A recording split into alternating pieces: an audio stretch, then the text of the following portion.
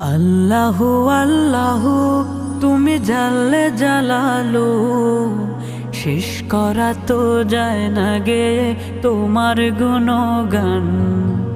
আল্লাহু আল্লাহু তুমি জাল্লে জালালু, শেষ করা তো যায় না গে তোমার গুণগান।